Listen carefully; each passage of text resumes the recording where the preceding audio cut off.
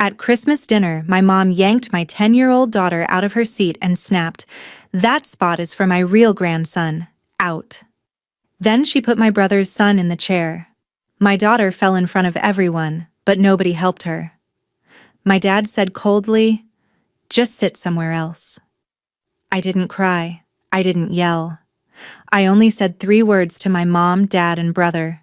"Check your phone." They thought it was a bluff until their screens lit up, and the color completely drained from their faces. If you want to know how a single text message destroyed my family's perfect holiday and exposed a decade of hidden lies, follow my story until the end. Comment the city or country you are watching from so I can see how far my voice has traveled. Let's get into what really happened. My name is Chloe, and I'm 28 years old. For as long as I can remember, I've been the designated black sheep of my family. It didn't matter how hard I worked, what grades I got, or how much I tried to fit in. My presence always felt like an afterthought to my parents. The undisputed center of their universe was my older brother, Austin. He was the golden child who could do no wrong. If Austin scraped his knee, it was a family tragedy. If I achieved something monumental, it was met with a polite, dismissive nod.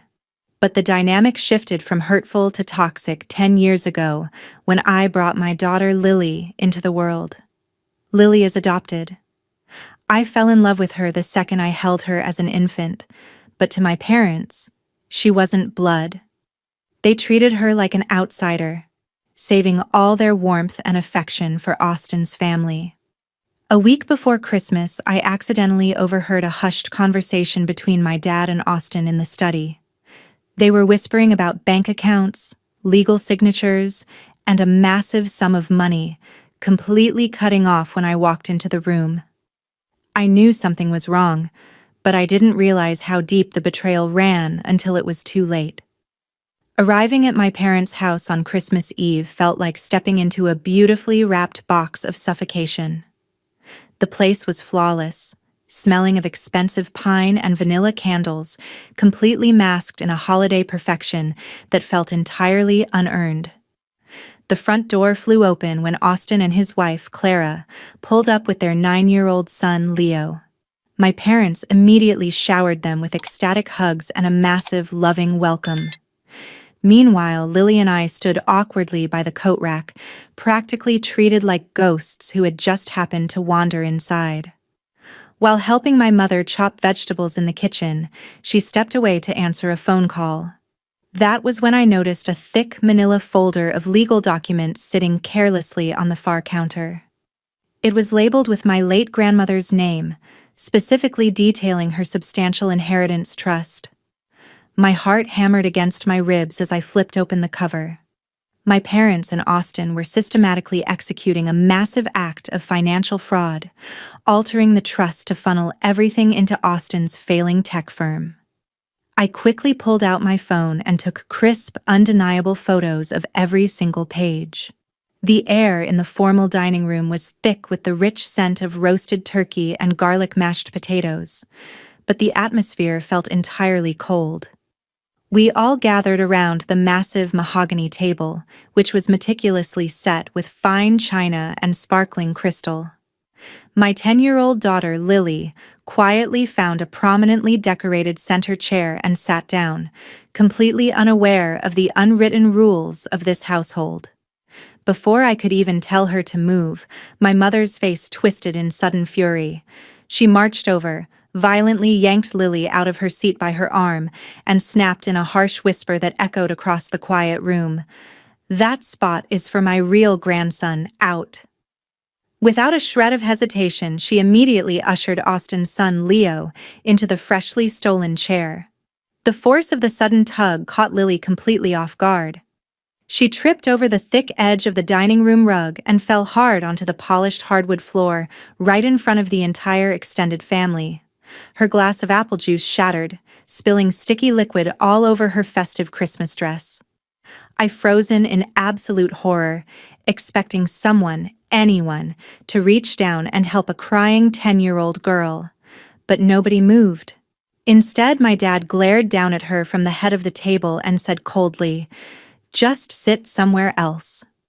Austin and Clara simply smiled smugly, adjusting the napkin around their golden child's neck as if nothing had happened.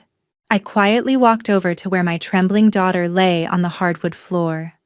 Kneeling beside her, I gently brushed the stray tears from her cheeks, cleaned the spilled juice off her dress with a napkin, and guided her over to a small folding chair in the very corner of the room. As I stood back up near the doorway, looking at the smug faces of my parents and brother, something inside me shifted completely. The agonizing pain and desire for their approval evaporated, replaced by an icy wave of absolute clarity. I realized right then that I owed these people absolutely nothing anymore.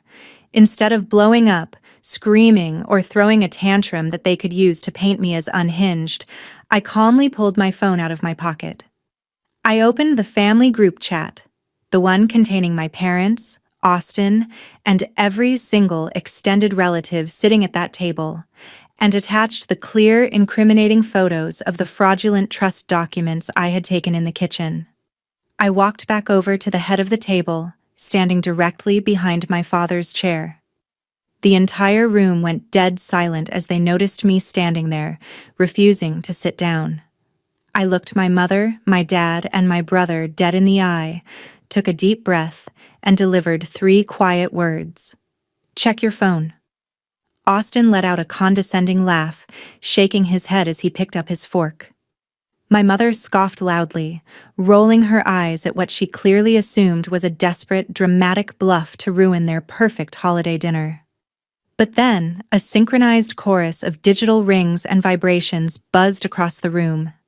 Simultaneously, every single phone on that mahogany table lit up with a notification, forcing curiosity to take over. I watched with cold satisfaction as their eyes scanned the screens. The smug grin completely vanished from Austin's face, and he dropped his heavy silver fork onto his plate with a loud clatter. My mother's face drained of color, turning a ghostly, sickly pale, while my father's hands began to shake violently, nearly spilling his wine. The extended relatives sitting around them began to whisper frantically, zooming in on the clear photos of the grandmother's trust. The text messages laid bare their entire criminal scheme, exposing how my parents had forged my legal signature to illicitly transfer my half of the $500,000 inheritance directly into Austin's failing business. My dad slammed his hand on the table, standing up in a desperate attempt to demand we move to the study for a private conversation. But I stood my ground, refusing to let them hide in the shadows anymore. I openly called out their disgusting greed, their forgery, and their calculated cruelty right in front of the entire stunned family.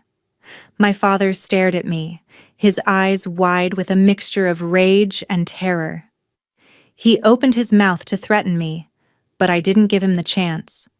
I calmly announced to the room that these incriminating photos hadn't just been sent to the family group chat.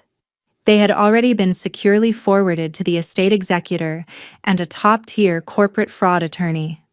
The entire power dynamic flipped in an instant.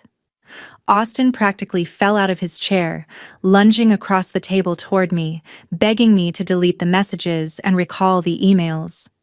His face was a mask of sheer panic as he realized his consulting business, his reputation, and his literal freedom were completely on the line. I didn't say another word to him. I turned around, walked over to the corner of the room, and picked up my purse. I reached down, took Lily by her hand, and proudly walked out of the house, leaving the formal Christmas dinner in absolute chaotic ruins behind us. As we walked out into the crisp winter air, the peace that washed over me was indescribable. During the entire silent car ride home, my daughter safely buckled in the seat beside me.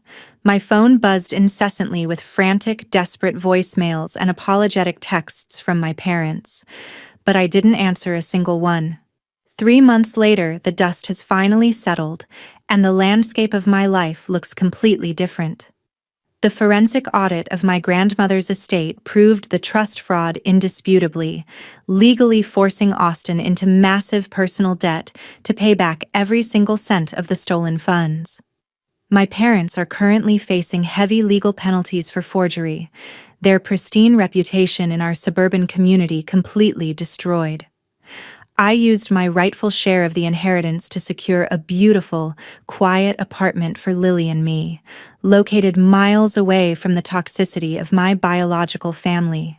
Looking back at that chaotic holiday night, I realized that protecting my daughter from their cruelty gave me the ultimate strength to finally break free from a lifetime of emotional abuse. Lily is thriving in her new school, smiling brightly, and she knows without a shadow of a doubt that she is deeply loved and wanted. Now, I'm curious about all of you who have stayed to listen to my story. What would you have done if you were standing in my shoes at that dinner table? Would you have walked away, or would you have handled the situation differently? Please comment below with your thoughts, and feel free to share your own family stories. Meanwhile, I'm leaving 2 other incredible stories on the final screen that are channel favorites, and they will definitely surprise you. Thank you so much for watching until the very end.